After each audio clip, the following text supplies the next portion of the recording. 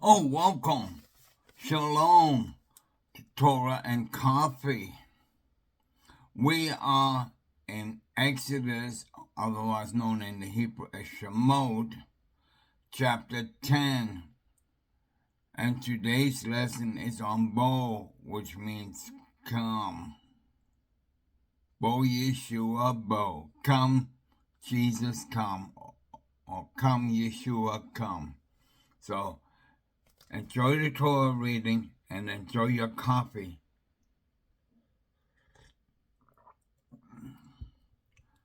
Exodus chapter 10, verse 1. Then Yahweh said to Moshe, Go to Pharaoh, for I have hardened his heart and the heart of his courtiers, in order that I may display these my signs among them, and that you may recount on the hearing of your sons and of your daughters' sons how I made a mockery of the Egyptians, and how I displayed my signs among them, in order that you may know that I am Yahweh.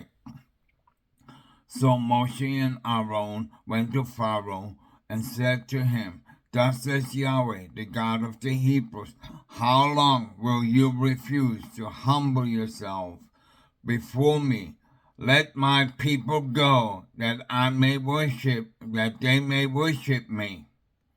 For if you refuse to let my people go, tomorrow I will bring locusts on your territory. They shall cover the surface of the land, so that no one will be able to see the land. They shall devour the surviving remnant that was left to you after the hail, and they shall eat away all your trees that grow in the field. Moreover, they shall fill your palaces and the houses of all your courtiers and of all the Egyptians, something that neither your fathers or your fathers' fathers have seen from the day they appeared on earth to this day. With that, he turned and left Pharaoh's presence. Pharaoh's courtiers said to him, How long shall this one be a snare to us? Let the men go to worship Yahweh, their God. Are you not yet aware that Egypt is lost? So Moshe and Aaron brought back to Pharaoh and said to him, Go worship Yahweh, your God. Who are the ones to go? Moshe replied, We will all go, young and old. We will go with our sons and daughters, our flocks and herds. We must observe Yahweh's festival. 10. But he said to them, Yahweh be with you, the same as I am to let you children go with you. Clearly you are bent on mischief. No, the menfolk go and worship Yahweh, since that is what you want. And they were expelled from Pharaoh's presence. Then Yahweh said to Moshe, Hold out your arm over the land of Egypt for the locusts, that they may come upon the land of Egypt and eat up all the grasses in the land, whatever the hail has left. So Moshe held out his rod over the land of Egypt, and Yahweh drove an east wind over the land that day and all night. And when morning came, the east wind had brought the locusts. Locusts invaded all the land of Egypt and settled within all the territory of Egypt in a thick mass. Never before had there been so many, nor will there ever be so many again. They hit all the land from view, and the land was darkened, and they ate up all the grasses of the field, all the fruit of the trees which the hail had left, so that nothing was left. The tree or grass of the field, all the land of Egypt. Pharaoh hurriedly summoned Moshe and Aaron and said, I stand guilty before Yahweh your God and before you. Forgive my offense just this once, and plead with Yahweh your God that he but remove this death before me. So he left Pharaoh's presence and pleaded with Yahweh. Yahweh caused a shift to the very strong west wind, which lifted the locusts and hurled them into the sea of reeds. Excuse me. Not a single locust remained in all the territory of Egypt.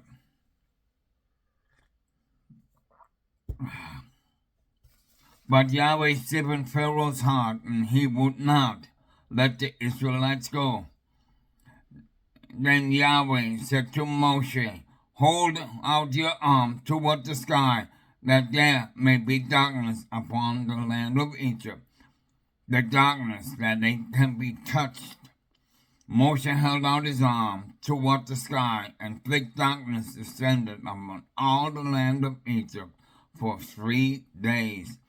The people could not see another, and for 3 days no one could get up from where he was, but all the Israelites enjoyed light in their dwelling. Pharaoh then summoned Moshe and said, go worship Yahweh. Only your flock and your herd shall be left behind. Even your children may go with you. But Moshe said, you yourself must provide us with sacrifices and burnt offering to offer up to Yahweh our God. Our own livestock too shall go along with us. Not a hoof shall remain behind, for we must select from it for the worship of Yahweh our God, and we shall not know with what we are to worship Yahweh until we arrive there. But Yahweh stiffened Pharaoh's heart, and he would not agree to let them go.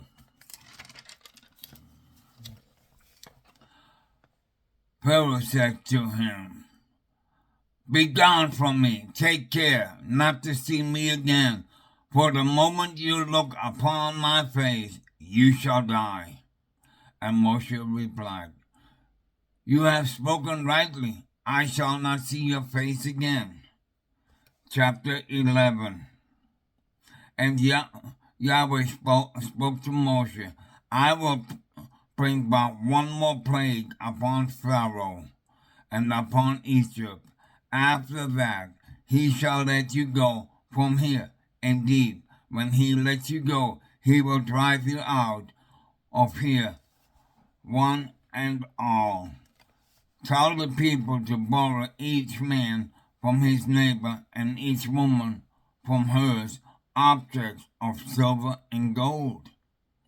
Yahweh disposed the Egyptians favorably toward the people. Moreover, Moshe himself was much esteemed in the land of Egypt among Pharaoh's courtiers and among the people.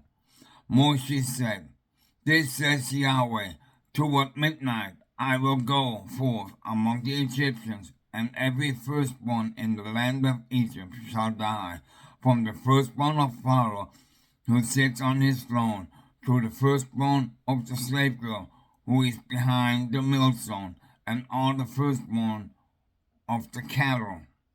And there shall be a loud cry in the land of Egypt, such as has never been or will ever be again. But not a dog shall snarl at any of the Israelites, at man or beast, in order that you may know that Yahweh makes a distinction between Egypt and Israel. Then all the courtiers of yours shall come down to me and bow low to me, saying, Depart, you and all the people who follow you. After that I will depart. And he left Pharaoh's presence in hot anger. Now Yahweh had said to Moshe, Pharaoh will not heed, in order that my marvels may be multiplied in the land of Egypt. Moshe and Aaron had performed all these marvels before Pharaoh, but Yahweh had stiffened the heart of Pharaoh, so that he would not let the Israelites go from the land. Chapter 12.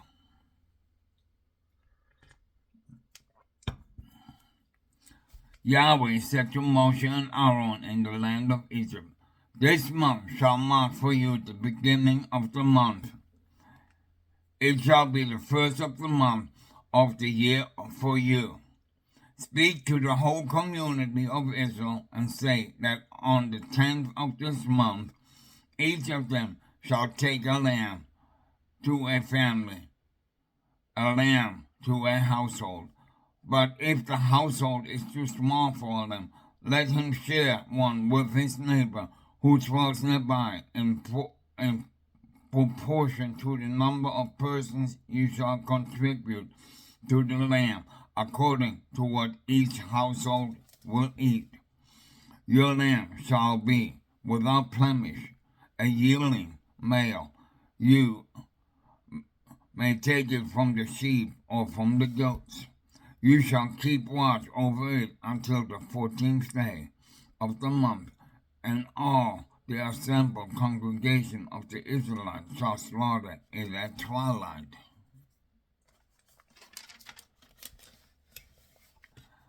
They shall take some of the blood and put it on the doorpost and on the lintel of the houses in which they are to eat it.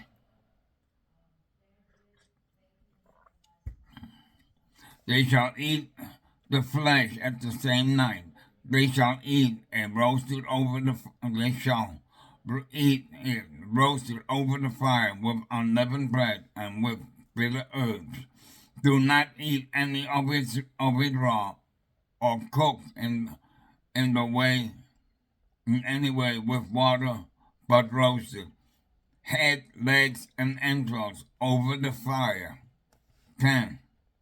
You shall not leave any of it until morning. If any of it is left until morning, you shall burn it.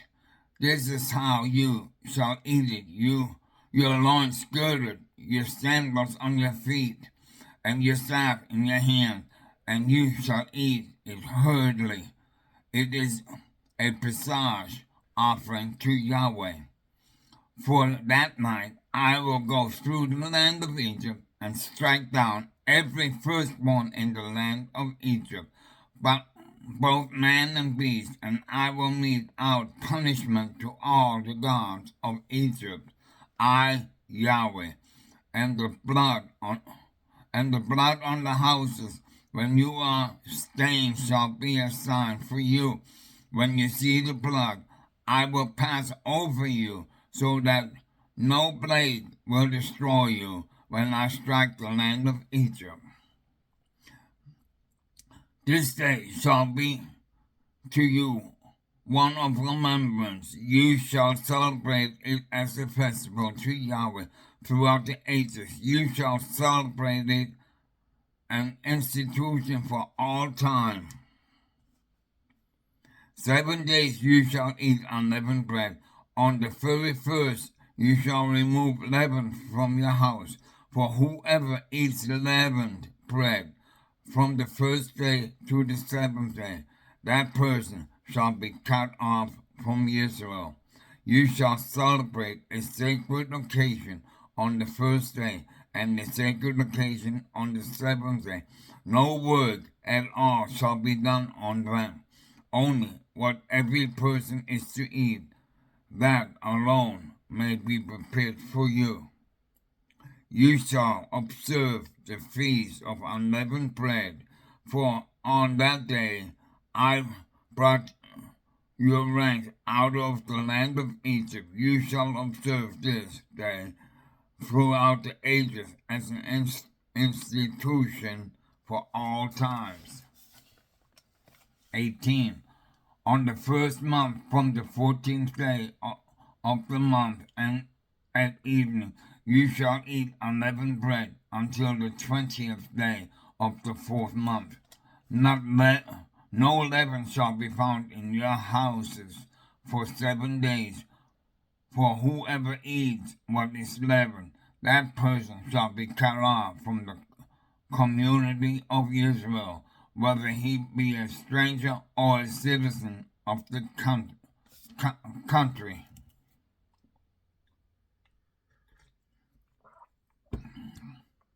20. You shall eat nothing leavened in all your settlements, and you shall eat unleavened bread. Moses summoned all the elders of Israel and said to them, Go pick out lambs for your families and slaughter the Pesach offering. Take a bunch of hyssop, dip it in the blood that is in the basin, and apply of the blood that is in the basin to the lintel and to the side and to the 2 doorposts. None of you shall go outside the door of his house until morning. For when Yahweh goes through to smite the Egyptians, he will see the blood on the lintel and the 2 doorposts, and Yahweh will pass over the door and let the destroyer enter and smite your home. Read 23 again. For when Yahweh goes throughout to smite the Egyptians, he will see the blood on the lintel and the 2 doorposts, and Yahweh will pass over the door and not let the destroyer enter and smite your home. 23. You shall observe this as an institution for all time, for you and for your descendants. And when you enter the land of that Yahweh will give you, as he has promised, you shall observe this rite. And when the children ask you, What do you mean by this rite? You shall say, It is the Pesach sacrifice to Yahweh, because he passed over the houses of the Israelites in Egypt when he smote the Egyptians, but saved his houses. You shall say, It is the Pesach sacrifice to Yahweh, because he passed over the houses of the Israelites in Egypt when he smote the Egyptians, but saved our houses. The people then bowed low in homage, and the Israelites went and did so just as Yahweh had commanded Moshe and Aaron, so they did. In the middle of the night, Yahweh struck down all the firstborn in the land of Egypt, from the firstborn of Pharaohs who sat on the throne, to the firstborn of the captives who was in the dungeon, and all the firstborn of the cattle.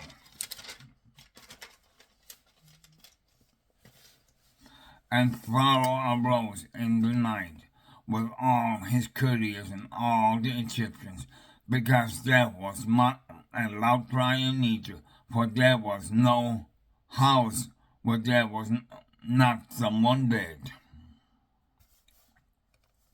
He summoned Moshe and Aaron in the middle of the night and said, Up, depart from among my people, you and your Israelites. Go with you.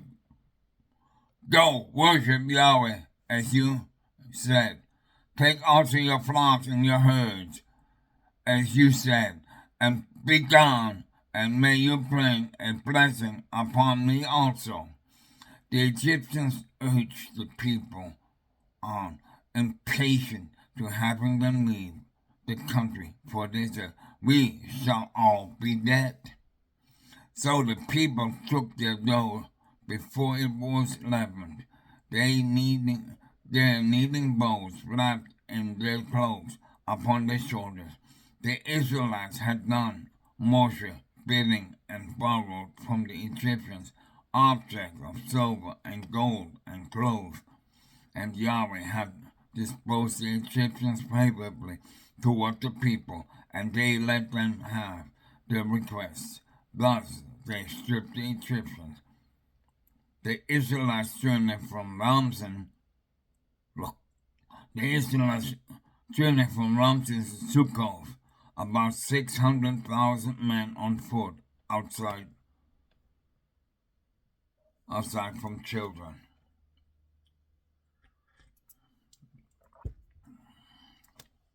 Moreover, a mixed multitude went up with them, and very much livestock, both flocks and herds, and they baked unleavened cakes of the dough that they had taken out of Egypt, for it was not leavened, since they had been driven out by Egyptians and could not delay, nor had they prepared any provision for themselves.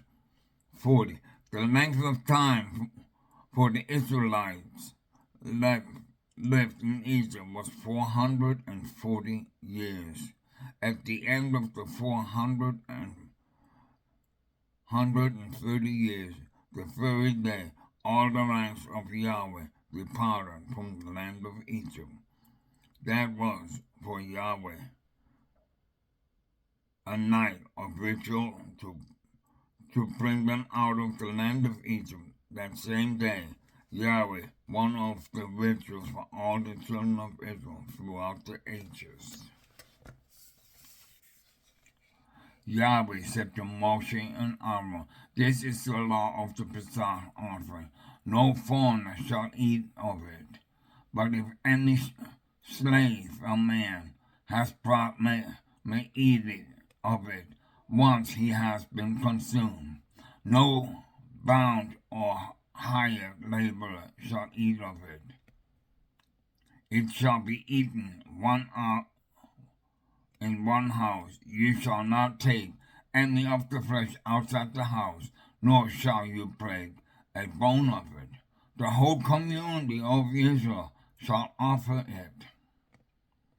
If a stranger who dwells with you would offer the Pesach to Yahweh, all his males must be circumcised, then he shall be summoned to offer it.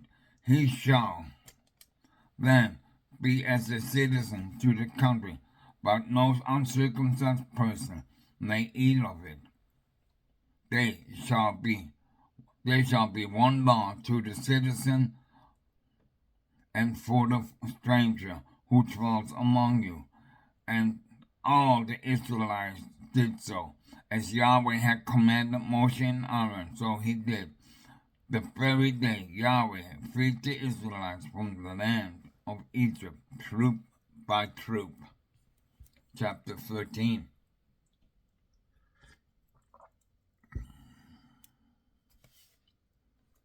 Yahweh spoke further to Moshe, saying, "Consecrate to me every firstborn man and beast. The first issue of every womb among the Israelites is mine." And Moshe said to the people, "Remember this day on which you went free from Egypt, the house of bondage, how Yahweh freed you from it with a mighty hand. No leavened bread shall be eaten. You go free on this day in the month of Abib." So when Yahweh has brought you into the land of the Canaanites, the Hittites, the Amorites, the Hivites, and the Jebusites, which he swore to your fathers to give you, a land flowing with milk and honey, you shall observe on this month the following practice. 7 days you shall eat unleavened bread, and on the seventh day there shall be a festival to Yahweh. Throughout the 7 days unleavened bread shall be eaten. No leavened bread shall be found with you, and no leaven shall be found in all your territory. And you shall explain to your son in that day, "It is because of what Yahweh did for me when I went free from Egypt. This shall shall serve you as a sign in your hand and as a reminder on your forehead, in order that the teaching of Yahweh may be in your mouth, that with a mighty hand Yahweh freed you from Egypt. You shall keep the institution at its set time from the year to year. And when Yahweh has brought you into the land of the Canaanites, as he swore to you and your fathers, and has given it to you, you shall set apart for Yahweh every first issue of the womb, every male firstling that your cattle, sheep, shall be Yahweh's.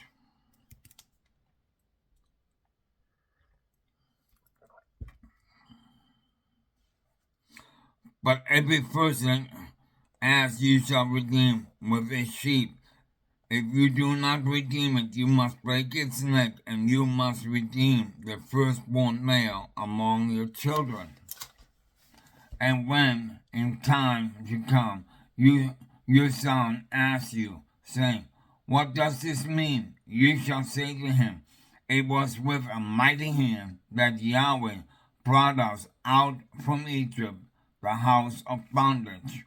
When Pharaoh stubbornly refused to let you go, Yahweh slew every firstborn in the land of Egypt, and the firstborn of both man and beast. Therefore I sacrifice to Yahweh every first male issue of the womb, but redeem every lastborn among my sons. And so it shall be a sign upon your land, and as a symbol on your forehead, that a mighty hand, Yahweh, freed us from Egypt. This concludes the Torah reading. Let's go to Jeremiah 46. Jeremiah 46, verses 13 to 28.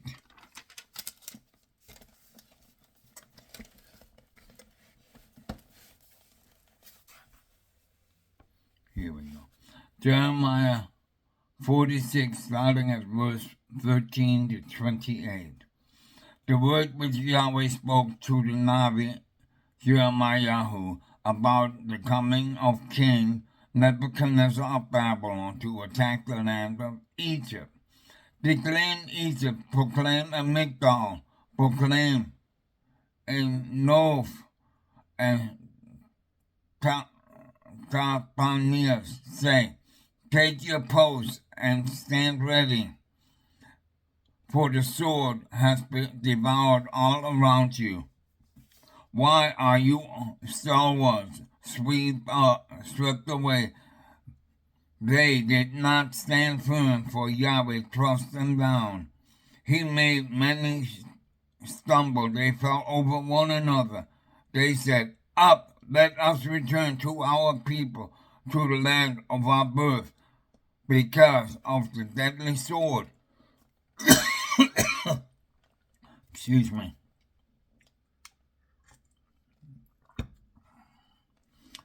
There they called Pharaoh, king of Egypt, blackguard, who let the hours go by. As I live, declares the king, whose name is Lord of hosts, I surely, as Tabor is among the mountains, and Carmel is by the sea, so shall this come to pass. Equip yourself for exile, fair Egypt. You shall dwell secure, for north shall become a waste, desolate, without inhabitants. Egypt is a handful heather, a gadfly from the north is coming. The mercenaries too in her midst, and are like stall-fed calves. They too shall turn tail, flee as one, and make no stand. Their day of disaster is upon them, the hour of their doom. She shall rustle away like a snake, as they came, marching in force. They shall come against her with axes like hewers of wood. They shall cut down the forest, desolate, declares Yahweh, though it cannot be measured, for they are more numerous than locusts, and cannot be counted. Excuse me.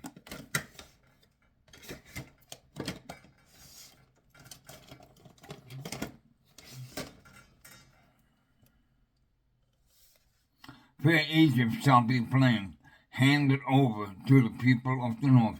The Lord of hosts, the God of Israel, hath said, I will inflict punishment on Ammon of No, and on Pharaoh, and on Egypt, her gods and her kings, on Pharaoh, and all who rely on him. I will deliver them into the hands of those who seek to kill them, into the hands of King Nebuchadnezzar of Babylon, and into the hands of his subjects. But afterwards she shall be inhabited again as in former days, declares Yahweh. But you have no fear, my servant Jacob. Be not dismayed, O Israel. I will deliver you from far away, your foe from the land of captivity, and Jacob shall have calm and quiet, with none to trouble him. 28. But you have no fear, my servant Jacob, declares Yahweh, for I am with you. I will make an end of all the nations among which I have banished you. But I will not make an end of you. I will not leave you unpunished, but I will chastise you in measure. This concludes the reading in the Torah and the Tanakh. Let's go over to the Haftadrah.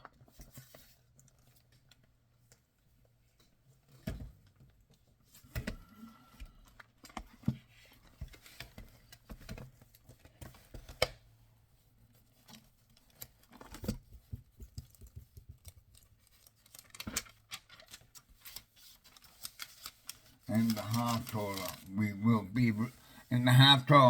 will be reading Luke 2:22-24, John 19:31-37, Acts 13:16-17, Revelation 5:6-9, and Revelation 16:1-27. So let's turn to Luke 2:22. Luke 2:20, starting at verse 22. When the time came for the purification according to the Torah of Moses, they took him up to Jerusalem to present him to Yahweh, as it is written in the Tanakh of Adonai.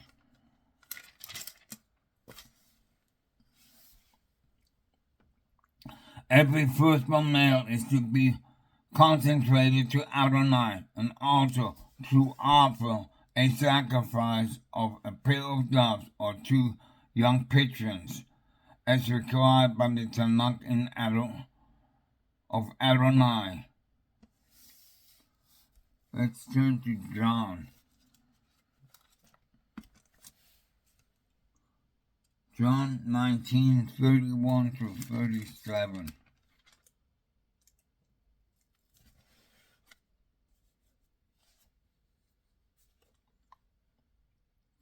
John 19:31-37. It was preparation day, and the Judeans did not want the bodies to remain on the stakes on Shabbat. since it was an especially important Shabbat, so that they asked Pharaoh to have the legs broken and and the bodies removed. The soldiers came and broke the legs of the first man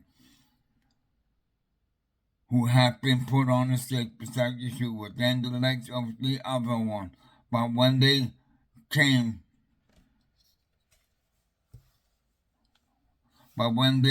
got to Yeshua and saw that he was already dead, they did not break his legs. However, one man who saw it was testified about, and one of the soldiers stabbed his side with a spear, and at once blood and water flowed out.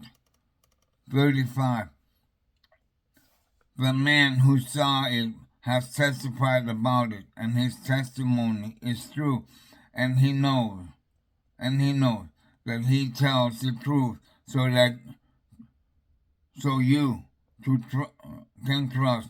For these things happened in order to fulfill this passage of the Tanakh.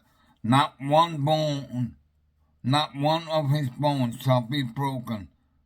And again, another passage reads, they shall look up at him whom they have pierced. After this, Yeshua of Ramadan, who was a Talmudim of Yeshua, but the secret one, out of fear of the Judeans, asked Pilate if he could have Yeshua's body. Pilate gave it to him, to Joseph, came and took the body away. Also Nicodemus, who at first had gone to see Yeshua at night, came with some 70 pounds of spice, a mixture of myrrh and aloes.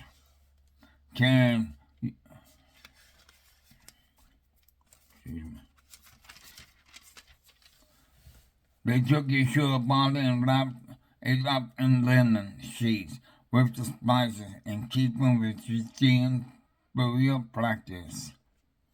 Let's turn over to Acts chapter 13. We are going to read 16 and 17.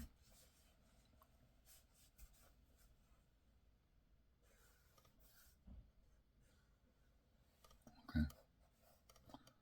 So Shaul stood motion with his hand and said, Men of Israel and God, fear us. Listen, the God of the people Israel, Jews our fathers, he made the people great during the time when they were living as aliens in Egypt, and with a stretched out arm, he led them out of the land.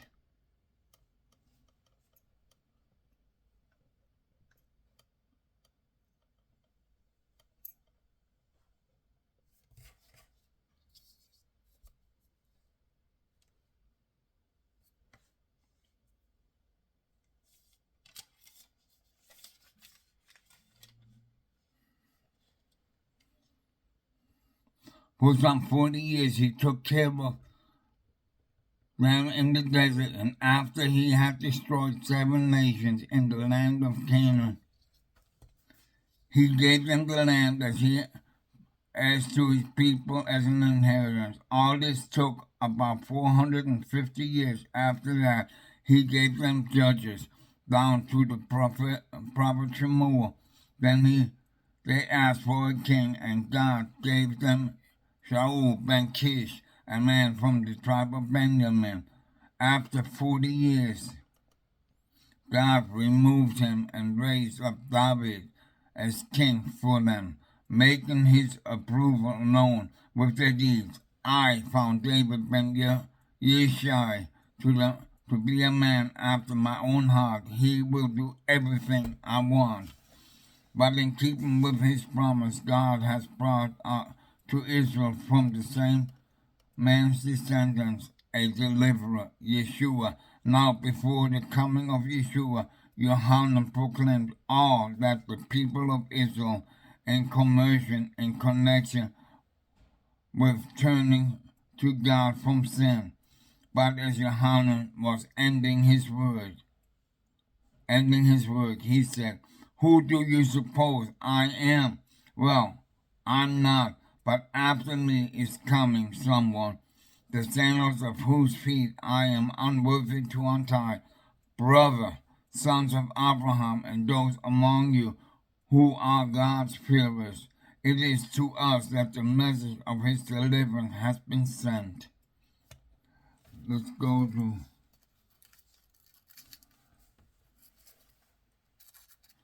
Acts. Okay, let's go to Revelation. Revelation 5, 6 through 9. Revelation 8. Revelation 8, 6 through 9.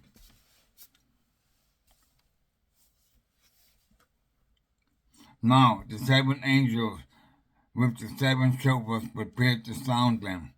The first one sounded the shofar, and there came hail and fire mingled with blood, and it was thrown down upon the earth. The third of the earth was burned up, a third of the trees was burned up, and all the green grass was burned up.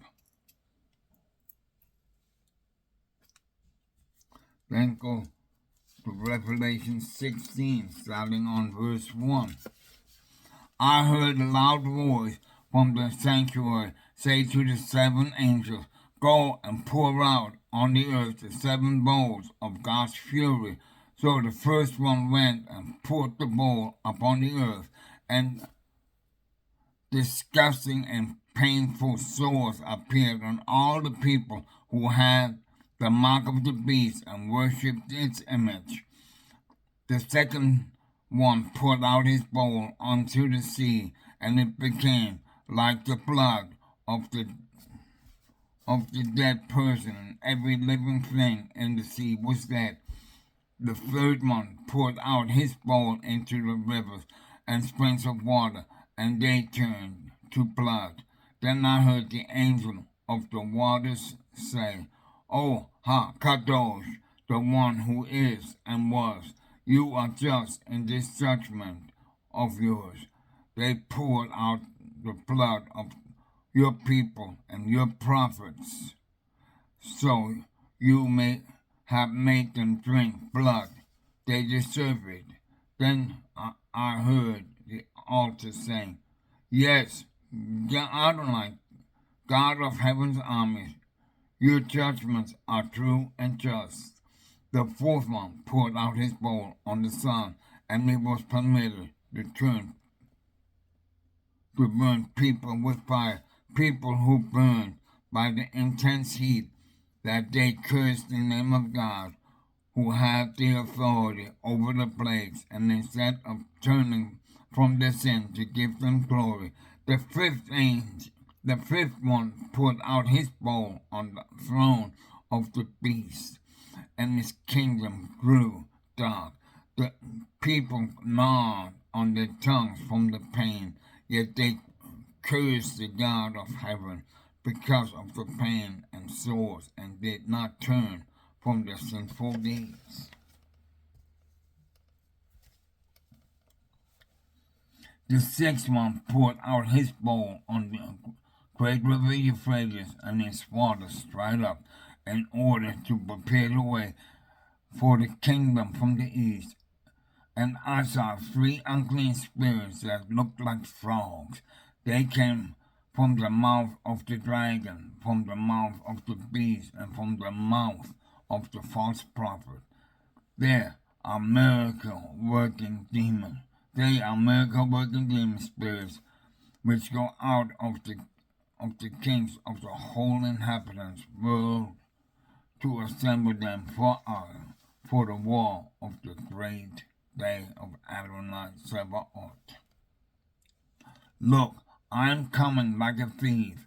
How blessed are those who stay alert and keep their clothes clean so that they won't be walking naked and be publicly put to shame. And they gathered the kings of the place with which in Hebrew is called Hamagito. The seventh angel poured out the bowl of the air on the air, and then a loud voice came out of the temple from another throne saying, "It is done." There were flashes of lightning, voices of man, peals of thunder, and there was a massive earthquake such as had never occurred before mankind has been on earth. So violent was the earthquake. The great city was split into three parts. The city of the nations fell, and God redeemed Babel the Great and made her drink the wine from the cup of his raging fury. Every island fled, and no mountains were to be found, and huge 70-pound hailstones fell on people from the sky. But people cursed God for the plague of hail, that it was such a terrible plague. Father, we thank you. We thank you for your deliverance. We thank you what you did in time past, and we thank you for what you will do in future time, that you will deliver your people out of trouble, that you will set up judges and kings, righteous ones, and they rule over the new kingdom of Jerusalem. We give you praise, glory, and honor. And all the people said, Hallelujah, Amen.